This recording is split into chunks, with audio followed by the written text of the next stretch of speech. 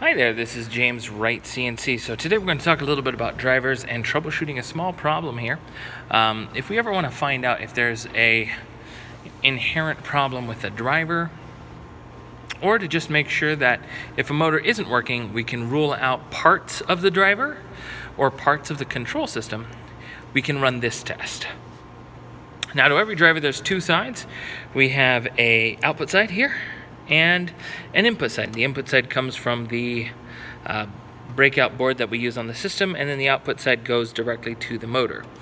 We can test out the output side by swapping the output with the output of a known working driver. So for instance, we can take the output that's on this axis here, which outputs to, let's say this is the x-axis motor. So this outputs to the x-axis motor port. We can plug that in to this box here, and it'll use the inputs for the y-axis. So when you hit up or down, it'll move the x-axis motor.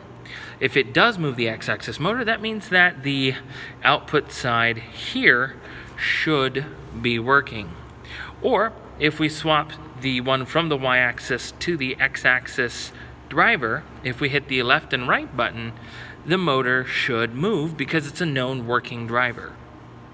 So we switch the Y to the x-axis output side, and the output side, I should mention, is the side with the 6-pin connection that is solid.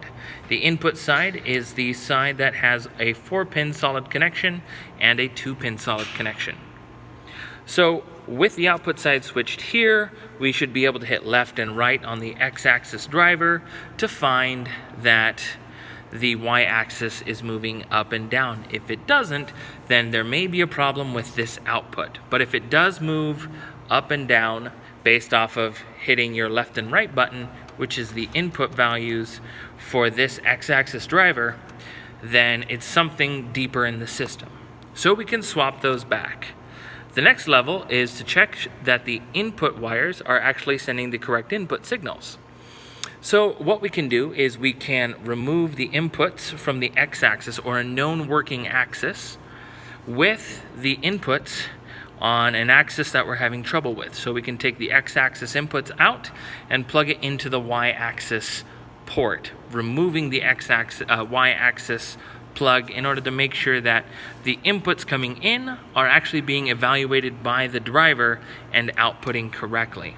So if we know that this outputs correctly, based off of our previous test, we should be able to swap the inputs and see that if we had switched our x-axis into our damaged y-axis driver, or our y-axis driver that we're questioning whether or not it's damaged, we can hit the left and right buttons in order to get those input signals to come into that y-axis driver.